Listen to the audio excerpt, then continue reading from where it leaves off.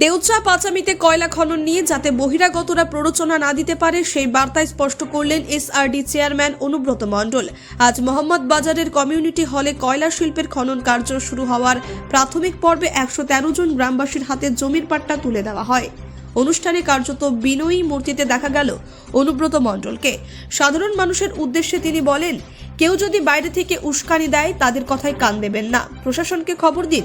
তিনি আরও দাবি করেন, এই কয়লা শিল্প ১ লক্ষ মানুষের কর্মসংস্থান সৃষ্টি করবে, এলাকার উন্নয়ন হবে। তাই কোনো রকম বিরোধিতা যাতে উন্নয়নের পথে বাধা না হয় সেই আহ্বান জানান তিনি। প্রশাসনের পক্ষ থেকে জানানো হয়েছে, জমি সংক্রান্ত জট কাটাতে 4টি ক্যাম্প তৈরি করা হয়েছে, যেখানে আবেদনকারীদের সমস্যা মেটানো হচ্ছে। আজকের পাট্টা বিলি সেই উদ্যোগেরই অংশ। এখন দেখার অনুব্রত মণ্ডলের এই আহ্বান এলাকার মানুষ কতটা গ্রহণ করেন।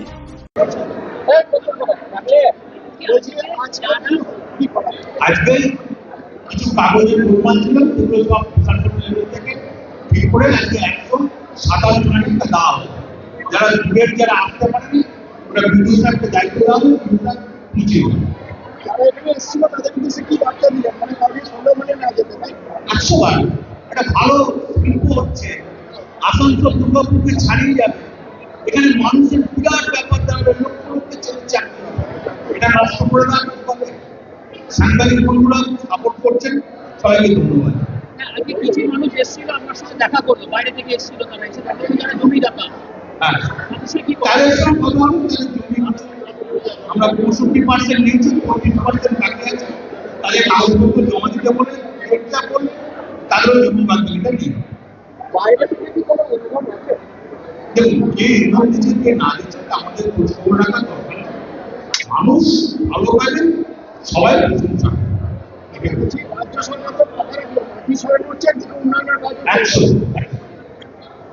একটা বলছি, কোন এরিয়াতে যত দাম পড়বে সব জায়গায় ক্যাম্প। আর আমরা ভিডিও অফিসে বলতে টিএমটা ভিডিওটা আধিকারিক যারা আছে এখান থেকেই বলি সব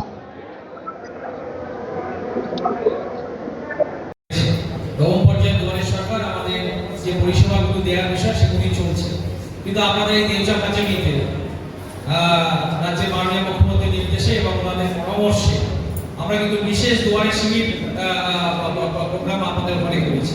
কখনো আমরা SC/ST কার্ড দিয়েছি, কখনো আমরা ভোটার কার্ড ঠিক করে দিয়েছি, কখনো রেশন কার্ড ঠিক করে দিয়েছি, কখনো আধার কার্ড, এই সমস্ত ব্যাংক অ্যাকাউন্ট অনেকে ছিল না, এগুলো ঠিক করে দিয়েছি।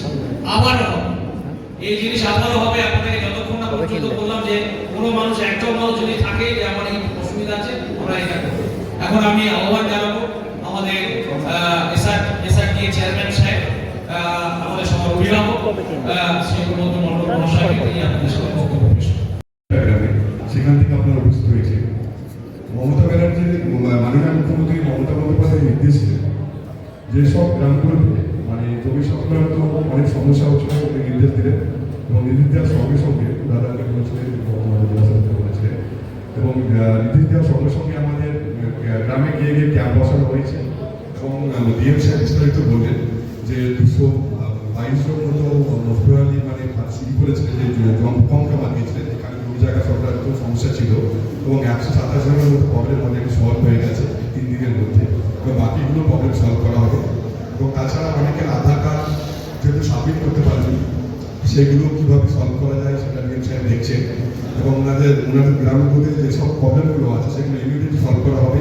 শুধু 4টি গ্রাম নয়, আশেপাশে যে দেওয়ানগঞ্জ, হরিশিনা এবং পার্শ্ববর্তী যে গ্রামগুলো আছে প্রত্যেক গ্রামে একই রকম ক্যাম্প করা হবে, এবং ইমিডিয়েটলি যত তাড়াতাড়ি সম্ভব জমি সংক্রান্ত যেসব ব্যাপারগুলো আছে ইমিডিয়েটলি ঠিক করা হবে।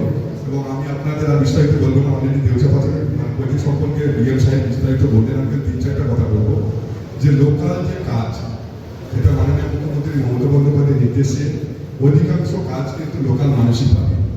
সেকেন্ড যেটা হচ্ছে, অনেকের মধ্যে কনফিউশন হচ্ছে যে ওপেন কাস্ট মাইনিং কয়লা হবে না গ্রাউন্ড হবে। এখন অব্দি যে সিদ্ধান্ত হয়েছে মানুষ উচ্ছেদ হবে না, এবং আন্ডারগ্রাউন্ড মাইনিং করারই দিকে আমরা মানে মাননীয় মুখ্যমন্ত্রী মমতা বন্দ্যোপাধ্যায়ের নির্দেশে আগাচ্ছি আমরা।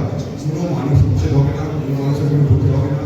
বাইরে থেকে হয়তো অনেক কিছু অনেকে বলার চেষ্টা করবে, আপনাদেরকে একদম পরিষ্কার করে বলে দিচ্ছি, এবং মাননীয় মুখ্যমন্ত্রী মমতা বন্দ্যোপাধ্যায়ের নির্দেশে ঠিক করা হয়েছে কোনো মানুষ উচ্ছেদ হবে না, এবং লোকাল কাজ লোকাল মানুষই পাবে। এবং আপনারা সবাই যে দীর্ঘদিন পাশে আছে এই প্রজেক্টের পক্ষে আছে তার জন্য আপনাদেরকে আমি আবার একবার ধন্যবাদ জানাচ্ছি। আপনারা সব ভালো থাকবেন, সুস্থ থাকবেন, সেই বলে বক্তব্য শেষ করছি। জয় জওয়ান। ব্যুরো রিপোর্ট, নির্ভীক বার্তা।